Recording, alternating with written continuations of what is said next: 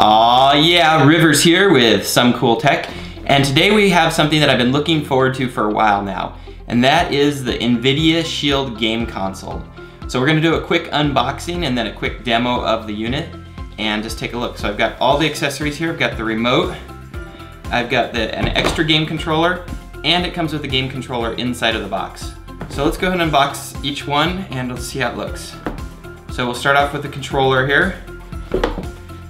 And inside the box, it's got a nice presentation just laying out there. And you can tell these are going to be like for retail packaging too, because see on the top here, it's got a thing to hang on a shelf. So you should see these in stores later. But I'll put a link to them in the description down below where you can get them now as well. So here's the controller, and it feels nice and heavy.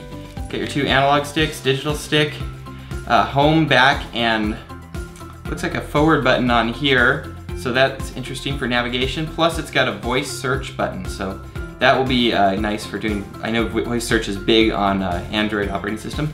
Over on the back, you've got a headphone jack out so you can listen to your audio without disturbing everybody, and then a micro USB port, and then kind of the same standard layout as a lot of the other controllers that you see these days. But it feels really solid and nice and heavy, so that's good. Let's go and take a look at the next thing. So now we've got the remote, and since I do a lot of media player reviews, I want to test this out as a media player. So let's take a look at the Shield remote.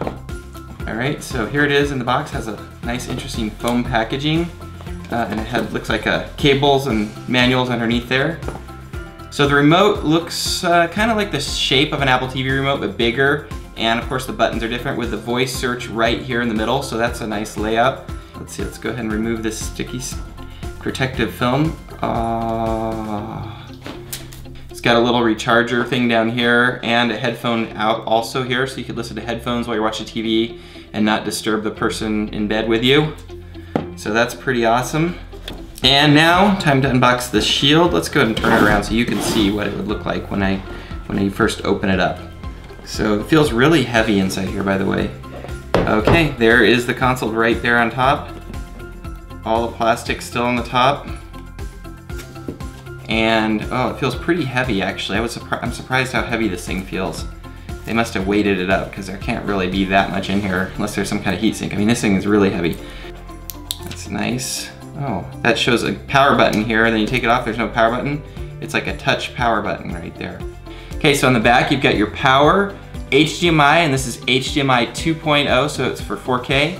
Your Ethernet, and this is 10-100-1000 Ethernet, so gigabyte Ethernet, or gigabit Ethernet.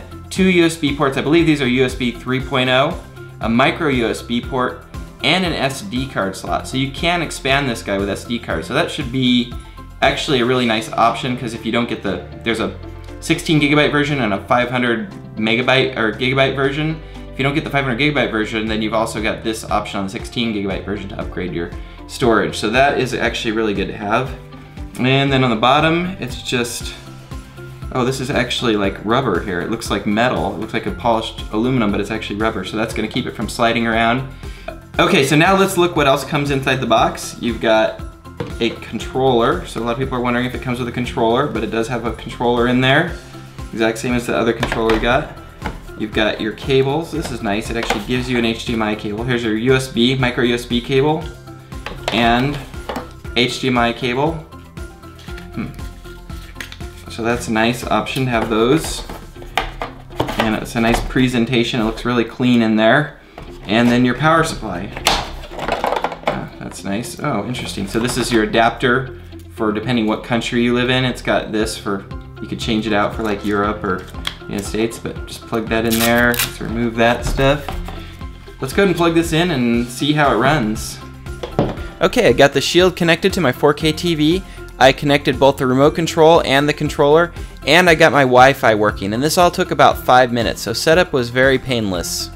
Here's what the Android TV UI looks like on the Shield. It's different than the standard Android TV like the Nexus player because it's got a custom Nvidia wallpaper, which I think looks much better. The main difference I notice is that there are lots and lots of games and apps, much more than on the Nexus player. Not more apps than on a Minix player though, which has thousands and thousands of apps, but plenty, especially if you like games. Also, check this out. Watch how fast the Wi-Fi downloads when installing apps. It downloads apps at about 20 megabytes in about half a second. That's fast, and this location is pretty far from my AC router too.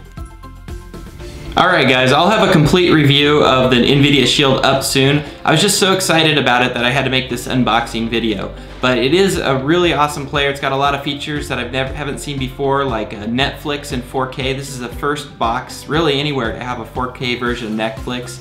And there's a whole bunch of other cool features coming out. So, alright, again, this is the Nvidia Shield 16GB version. There's also a 500GB version coming out very soon, so I'll put a link to both of those in the video description, as well as any other hardware or software that was in the video. Thanks again for watching, and as always, aloha.